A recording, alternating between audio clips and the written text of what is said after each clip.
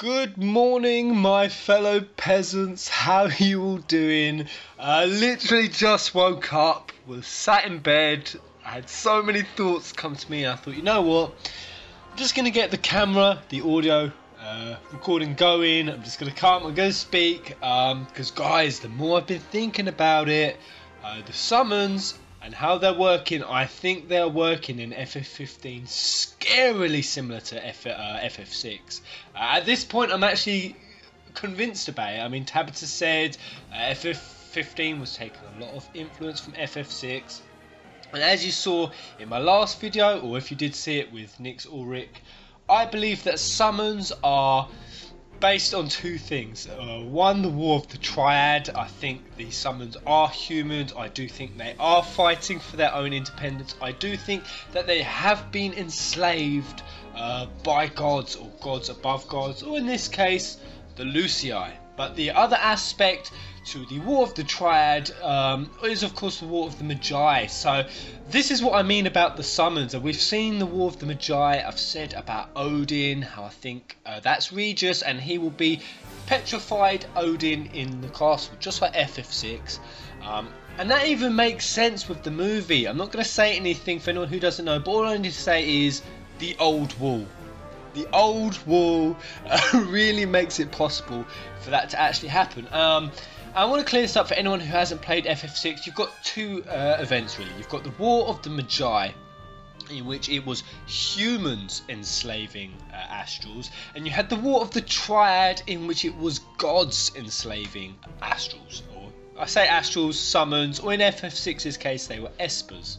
Now, I've shown a lot of evidence as to how the gods could be enslaving espers or astrals. I literally don't know what the fuck. I'm going to call them summons for this video. I've shown some definite hints that the gods of gods, what should have been this game's Fal'Cie, the Lucii, that they are enslaving astrals. And a few people have asked, well, why would they do that?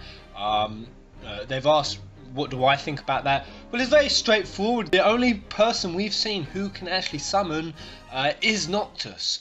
And that makes sense. I mean, the Lucii, they would grant the power of immortal beings to fight at their command, at their behest, to a son of Lucis. Of course, the Lucii, what do they want? Their goal, more than anything, is to keep the Lucis bloodline going. But it's time to go on to the War of the Magi, and I covered this a little while ago. Do you remember when I said, what is fueling the magitek? There must be some ungodly amount of power fueling that kind of army, and I said it can't be a crystal. Niflheim don't have a crystal. Therefore, if we look at FF6, what fueled the magitek there?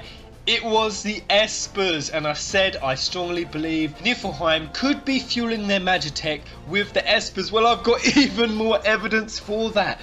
Their gun lances. The answer is in their gun lances. We saw that with the Trial of the Titan, both Noctis and Niflheim had showed up. And I said that I believe they were both going for different things. So Noctis was trying to take their power, Titan's power, to prove himself worthy so he could summon Titan, whereas Niflheim were trying to capture it. And a few people say disagreed. Well, no, I think they're just trying to kill Titan to stop him rampaging. No, I think they're trying to capture him, and it's all because of the gun lances. They're not just guns, they're not just shooting, they're not just blowing into smithereens. These lances are actually tethers. They actually have cables coming out of them. Look guys, look closer, look at Titan. That actually, why would, if you were just trying to kill something, why would you have ropes? Why would you have wires and tethers which they are clearly attaching to Titan? They are trying to capture him, and we even saw that. Remember when I said with the voice actors, guys, really remember this for the future. Niflheim's ships were surrounding Leviathan, and we even saw, I can't remember what trailer it was, I think it was Prompto and Noctis. They were swinging on a rope, and that actually came from one of the gun lances, because they're tethers, they're wires. They are trying to capture the espers, the summons, astrals, fuck! The summons! In fact, I'm not going to call them gun lances anymore. I think harpoons would be the most fitting term for what Niflheim are using here. But there's definite evidence of Niflheim showing up wherever there's an astral, and they seem to be trying to capture them, and that kind of ties, or it makes you think, with Ardyn, is he really Bahamut? I theorise he might be the king of the astrals himself, and this is him. He's trying to break free from, at the time of FF6, they were trying to break free first of all from the gods of gods, and then they were trying to break free from mankind. And they actually created their own realm, and in FF6 that's where they actually hid out. Now, could Ardyn be following those kind of motives? And you have to look at, why would Ardyn interfere with Niflheim trying to capture Titan? Because he definitely does. We saw he sent Noctis there.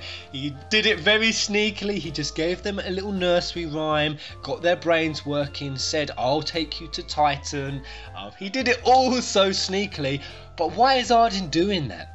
Why? Because Ardyn is clearly causing a conflict. What Noctis is going to do to Titan and what Niflheim are going to do with Titan are two very clearly different things. The issue is, it's Ardyn. He could be doing anything. There's no predicting him. He could be sending Noctis because he doesn't want a fellow astral to be destroyed, Titan.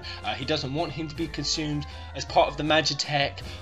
Or it could be something a lot darker than that. I mean, if he is an astral, where does his allegiance lie? Is he selfless? Is he doing it for the whole of astral summon race? If he is, that would be really significant. And I actually kind of hope he is Bahamut. I hope he is the king of the summons himself, because that scene in Ardyn Izunia, when he put his foot on the throne, that is so much more significant. That would actually be, if he is Bahamut, that would be him saying, it's the time of the astrals, it's the time of the summons, we're taking over now, we've had enough of being enslaved, of servitude, the reign of mankind is over.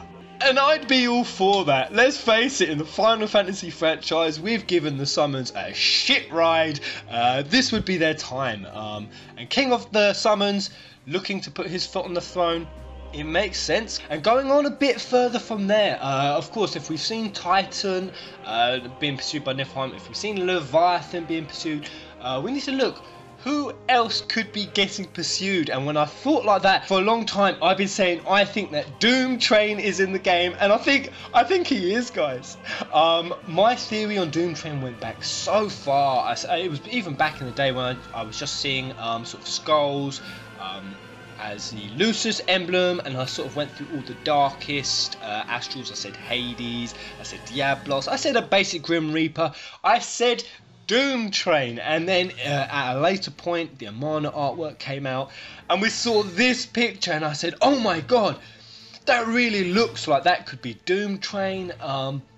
Well, guys, there's even more now, and this even ties in with this whole harpoon gun lancing stuff. If it's Doomtrain, it is going to be a darkened Insomnia. I think that's when we can expect these sort of darker astrals to come out. We've all sort of been saying that the more malevolent astrals will come as the plague of the star draws nearer. So if we want to see some proof of Doomtrain, we would have to see 1. Darkened Insomnia, 2. The Regalia driving over Doomtrain in some way, just like the Amano artwork. And 3. Because it's an astral, we'd have to see Niflheim nearby.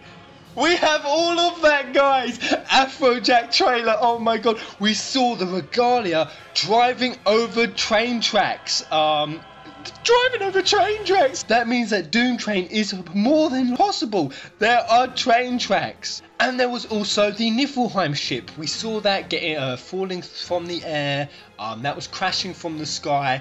And if Niflheim are trying to capture a summons, I don't think Niflheim are going to discriminate about which astral they try to collect to juice their magitek.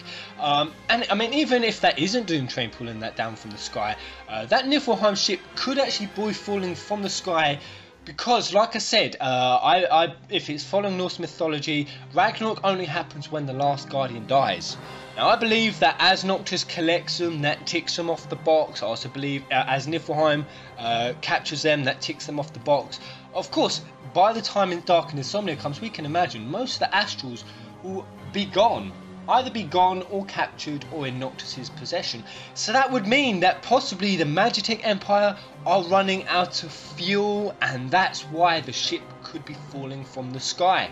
Oh, if you're an FF6 fan, I mean, I'm an FF6 fan, not a major one, maybe about my 6th or 7th. I love the game, but if you're an FF6 fan, oh, you need to be excited, because I think FF15 really is following a sort of a lot of the 1,000 years prior, the prequel to FF6. You could even treat FF15 like the prequel if what I'm saying is correct.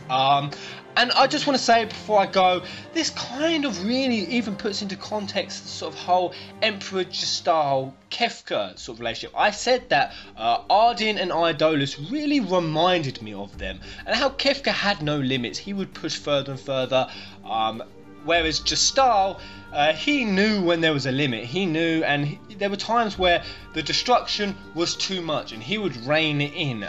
And that's very much what we've seen sort of between Idolus and Ardyn. And I've been saying this for a long time. Ardyn seems like he's pulling a lot of the strings and pushing it as far as he can. Whereas Idolus, he doesn't actually seem like he's hell-bent on conquest. He doesn't seem like this tyrannical dictator. He doesn't seem like he's... It seems like he's doing everything with a weary heart, a heavy heart. Like he has to attack Lucius. I've said the reason why I believe he has to do that and why his sort of only motive is to kill the Lucius bloodline. And of course we do see proof of that he is very much interested in killing Regis. But when it comes to everywhere else about, you know, going for Solheim, Ortisia, etc, etc, he doesn't actually seem like he has any interest whatsoever. You know, he says get rid of the demons. So I think that's really cool. I gotta dig deeper, I really do. I mean, with FF6, with the War of the Triad and the War of the Magi, there was a lot of story there that even FF6, the actual game itself, didn't even explore. I mean, it really didn't, other than it was mostly done in tomes and books. And I think if FF15 is a reimagining, I do actually think it could almost be as far as a reimagining, a reenactment. I would actually go as far as to say Square could be doing that. I'm super duper hyped. I'm also on holiday as of today, so guys, I'm gonna be gone for a week. Hold the fort without me. Hopefully you're all still here when I get back. A week off YouTube, man. It's like a year. I'll probably come back. I'll be down to 500 subs, but no, actually saying that, it'll be quite fun. I'm gonna come back. Just gonna start recording. I'm just gonna do a blind reaction to all the catching up on the news for the week. So if anything big comes out, I'll be a week late with it, and you'll just see me react to everything that came out while I was away. So until then, guys, I'm off for some pina coladas. I'm off for some 36-degree sweaty ballsack heat. I'm off to party all night long with the lovely ladies. I'm off for some 10,000 calorie all-inclusive pig fest eating goodness. Gonna come back looking like a flan. Yes, baby, please. Jelly for my knees. Umbrella in my drink. Chilling under the palm trees. Until the next video, guys. Kubo!